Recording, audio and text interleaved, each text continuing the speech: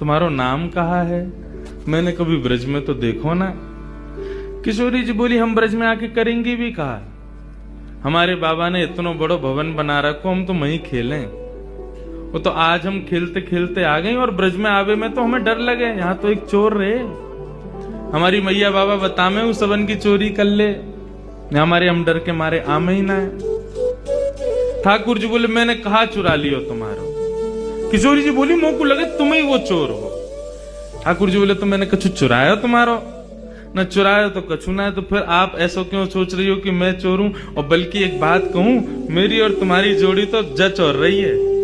देखो तुम गोरी गोरी, मैं सांवरो सो, बढ़िया लगेंगे, संग में रहेंगे। तो चलो खेलवे चलो हमारे संग। भोरी सी राधिका रानी को उनने अपनी बातन में फंसाए लियो और पहले ही मिलन में किशोरी जी को हाथ पकड़ करके अपने संग खिलावे ले गए ठाकुर।